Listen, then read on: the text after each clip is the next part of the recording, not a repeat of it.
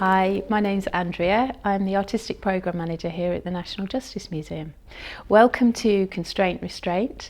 It's an exhibition of art and objects that started from a series of conversations with many people. We were interested in which objects in the museum collection set people's heart racing, which were the objects that perhaps weren't on display that were intriguing and interesting and attracted people. The objects that people were drawn to were largely a collection of restraints, things that were used to restrain people.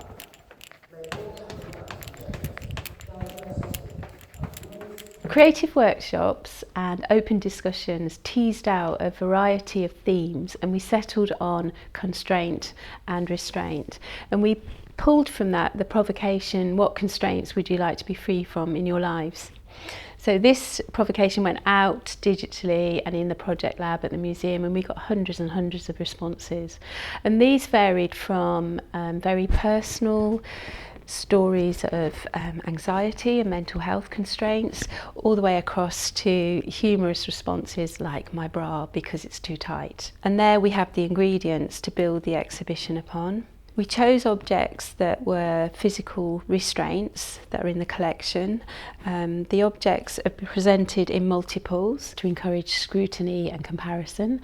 And we know that when we present information in a gallery guide as opposed to next to the objects, people spend far more time with the things themselves, thinking and talking and imagining. And then we called out for creative practitioners to work alongside us and create new work in response to the theme of constraint and restraint.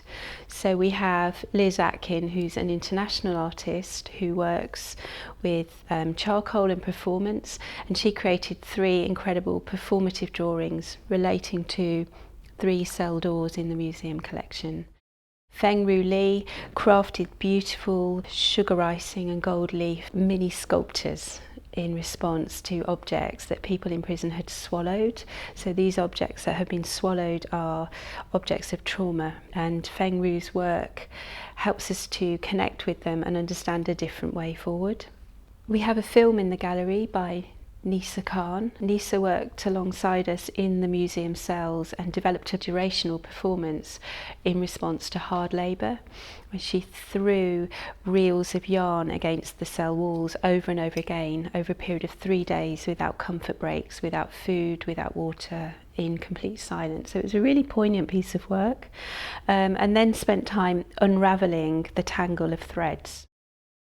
Priya Mystery worked with members of a peer group at the Women's Centre to develop a piece of work around language and the way that women are referred to and how language can become a constraint in itself.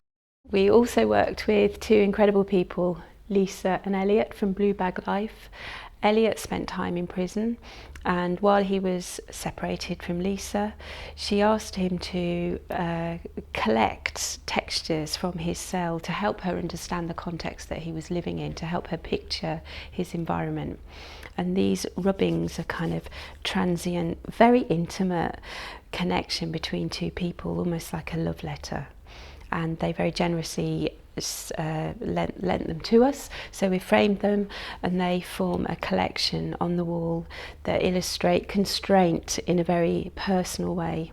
The provocation, what constraints would you like to be free of in your life, really teased out some interesting, very deeply felt emotions and thoughts, and we found that there were some patterns and commonly shared words that occurred. So anxiety was one, social media, racism, misogyny, ableism, time, love.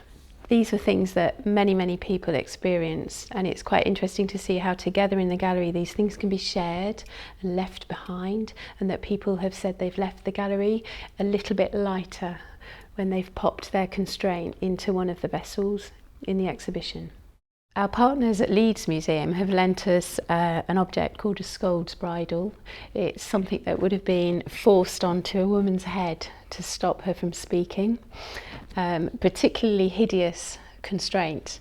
And next to the Scold's Bridle, we've presented some megaphones for people to shout in the gallery. So these spaces are often places where people feel that they need to be quiet. A scold's bridle was something made to silence people. We want people to be loud, to be confident in our galleries. So the megaphones are there for people to amplify their thoughts and perspectives. So we'd like to thank the Arts Council for funding these projects. We'd like to thank everybody in the community that offered a thought, left a constraint in the gallery, particularly the Women's Centre, the artists that have worked with us, and also the creative practitioners that have led workshops throughout the year that have shaped and informed this incredible exhibition. Everything that people offer through that process is included in this completed gallery. So thank you, everyone.